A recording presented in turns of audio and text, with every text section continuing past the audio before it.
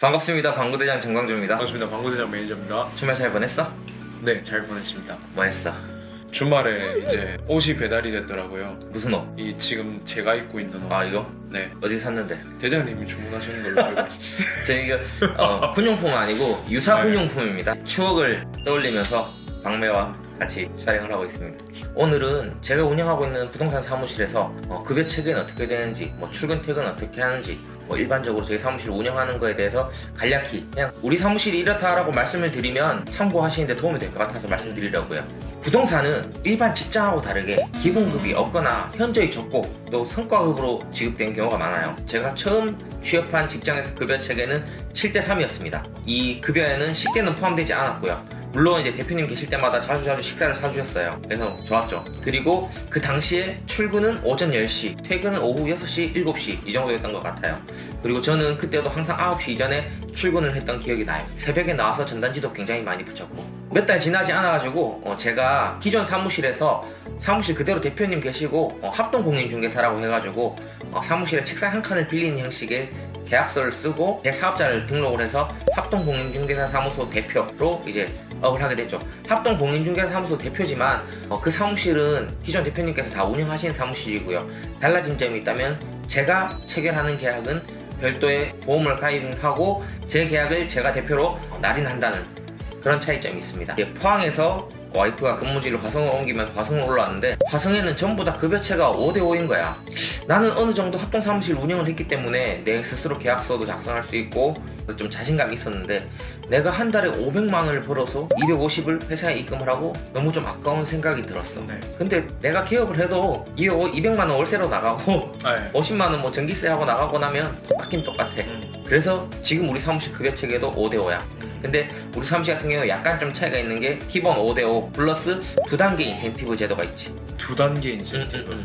먼저 기본 5대5 급여 체계에서 1단계 인센티브는 사무실 경비로 부담한 금액 있잖아. 예를 들어서 5대5 해가지고 사무실에 200 입금하고 본인 200 성과를 찍었잖아. 네. 그러면 다음 달 인센티브는 6대4로 10% 상향해 주는 거야. 400만 원 이상을 벌어오면은 그렇지. 다음 달부터는 6대4라. 그렇지. 이렇게 했는 의미는 나도 사실 뭐 중소기업에 취업하더라도 연봉 한 3,500에서 4,000 정도가 누구나 생각하는 기본 첫 소득일 거라는 생각이 들어. 그래서 1단계 인센티브 의미는 중개보조원이든 소속 공인중개사든 월 중개보수를 최소 500 정도를 찍어야 된단 말이야. 500 이상을 달성해가지고 본인 수당으로 300만 원 가져가고 사무실 경비로 200만 원에 보탬이 되라는 말이야. 이렇게 했을 때 연봉 한 3,500에서 4,000 정도 그렇게 될 것 같아. 2단계 인센티브는 뭔가요? 2단계 인센티브는 월 사무실 경비 부담액이 상한액이 1,000만 원이야. 이게 뭐 때문에 그러냐면 부동산 중개업을 하면 소소하게 벌리다가 한 방씩 크게 터트리는 경우가 있어. 예를 들어서 수수료 5천만 원짜리 계약을 성사시켰는데 사장한테 2,500만 원 주고 내가 2,500만 원 가져간다 그러면 좀 아깝겠네요. 이런 것 때문에 사실 눈치 봐가면서 몰래 퇴사해서 다른 데 가서 계약 쓰고 자기가 사람명 구해서 계약 쓰고 그런 경우도 생기고 돈이 안 벌릴 때는 분쟁이 없어. 근데 눈앞에 돈이 있으면 사람도 배신할 수 있고 그렇죠. 하게 될 수밖에 없는 게 사람이야. 서로의 입장차는 분명히 존재하기 때문에. 그래서 내 나름의 직원도 배려해야 되고 나도 유지를 해야 되잖아. 그치? 그래서 예를 들어서 5천만 원짜리 계약을 성사시켜서 수수료 5천만 원이야. 그러면 이제 회사에는 1,000만 원. 그 다음에 그 직원이 4천만 원 가져가게 되는 거지. 괜찮은 것 같아? 저는 안 해봐서 솔직히 잘 모르겠는데 저는 괜찮다고 생각을 해요. 왜냐면은 그렇게 큰 물건을 접할 수 있는 환경을 이제 제공했으니까. 그렇지. 또 어떤 분들은 회사에서 1,000만 원이나 가져간다고 이렇게 생각하시는 분도 있을 거야. 근데 이 경우는 어쨌든 그 직원이 부동산업을 하면서 노하우를 습득하는 과정에서 회사가 제공해준 인프라를 활용하고 또 그 경험을 활용해서 수익이 생겼고 그렇기 때문에 그 수익의 일정 부분은 회사에 기여를 하는 게 맞다고 봐야지. 이렇게 해가지고 우리는 직원 이탈도 방지하고 직원 좀 근무 성과욕도 고취시키고 그리고 회사도 꾸준히 유지하면서 도움이 되고 이렇게 2단계. 그럼 대장님은 이러한 인센티브 제도를 대장님 스스로 이렇게 만들어낸 건지 아니면은 일반적으로 이렇게 많이 하나요? 내가 포항에 있을 때는 일반적으로 7대3이었어. 그 다음에 내가 향남에 있을 때는 다 5대5였어. 다 5대5. 그리고 지금 이 영상을 보면 향남에 있는 부동산들이 일제히 뭔가 공개할 수도 있을 것 같아. 나는 나름 불문율을 깼으니까. 그러면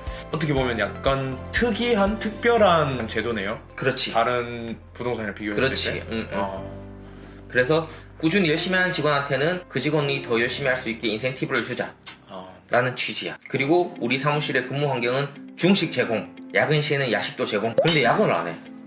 야근요? 사람이 네. 성장하고 하려면 솔직히 말해서 열정페이를 강요하는 건 아니지만 열정이 있어야지 성장하잖아. 그렇죠. 야근을 왜 안 하지? 하는데 나만 모르는가? 그럴 수. 그래 사실 야근을 하는 걸로 성과를 그렇게 평가하면 안 되지. 그 이외에도 회사 프로젝트, 장거리 출장 업무 있을 때는 출장 유류비도 지원해드리고, 회식은 한 달에 한 번, 회식을 하게 되면 대리운전 비용 또는 택시 비용을 지불해드리고, 특이한 복리후생이 하나 더 있어. 정말 특이할 게 없고 당연히 해야 되는 건데 이 업계에서는 좀 특이해. 뭐죠? 4대 보험이야. 사실 모든 직장이 4대 보험을 기본적으로 적용을 해야 돼요. 그런데 중개업소에서는 4대 보험 가입해드리는 업소가 많지 않아요. 거의 없다고 보시면 돼. 급여가 일정하지 않기 때문에. 그리고 4대 보험에 대해서 개인이 비용해야 되는 부담도 크고 회사가 비용해야 되는 부담도 커요. 그렇기 때문에 4대 보험을 잘 안 하는 때가 많은데, 우리 회사는 최소한의 급여를 책정을 해가지고 4대 보험을 가입하고 있습니다. 물론 4대 보험 비용의 절반은 근로자가, 절반은 사업주가 부담하고 있습니다.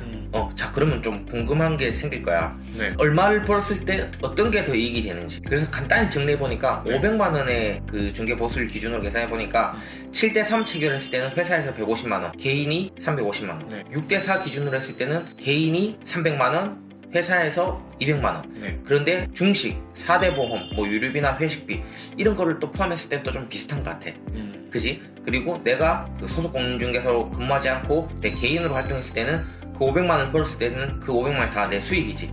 하지만 월세라든가 사무실 유지비가 또 지출되게 돼 있지, 그치? 비용은 비슷하게 지출이 된다고 보면 되고, 어떻게 일하는 것이 내 발전, 회사의 이익이 되느냐를 놓고 고민을 해보면 될 텐데, 사실 아까 물어본 것처럼 이 제도는 내가 나름 회사를 운영하면서 정말 고민도 많이 하고 시행착오를 겪으면서 지금 유지하고 있는 시스템. 그러면 혹시 또 구독자분들이 직원들 300 벌어가고 회사에서 200 받아가면 회사에서 너무 많이 버는 거 아니에요? 방구대장님 앉아서 돈 버는 거 아니에요? 라고 또 말씀하실 것 같아.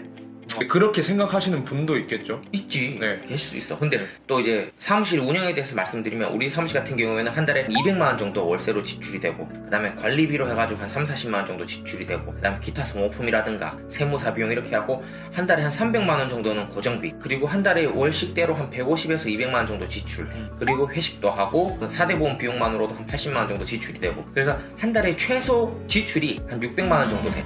네. 내가 나 포함해가지고 4명이 근무한다고 했잖아. 네. 그러면 일단 나는 뺄게. 빼고 1명, 2명, 3명이 300, 300, 300 받아가고 200, 200, 200 입금하면 딱 사무실 유지비 제로야.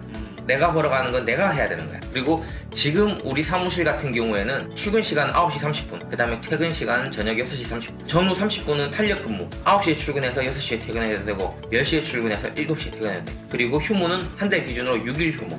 격주 토일 쉬면 된다고 보면 되는데, 보통 토요일, 일요일에도 예약 손님들이 많다 보니까 평일 껴가지고 이렇게 많이 쉬어. 그리고 한 달에 6일 휴무라고 해서 본인이 급한 사정이 있는데 더 휴가가 필요하다라고 얘기하면 이건 언제든지 오케이고, 그리고 뭐 육아와 직장을 병행해야 되는 상황이야. 갑자기 애가 열이 나 병원을 갔다 와야 돼. 그런 경우에는 우리 단톡방이 있거든. 그래서 거기서 그냥 애기 병원 갔다가 11시에 출근할게요 라고만 올려주면 오케이. 그렇게 지금 운영하고 있습니다. 뒤에 찬란한 광채 효과 제가 하나 넣어드리겠습니다. 왜? 네. 오늘도 영상 시청해주셔서 감사합니다. 구독! 좋아요! 빵구대장 TV! 좋아요 꾹꾹 눌러주시고요. 구독 많이 눌러주세요.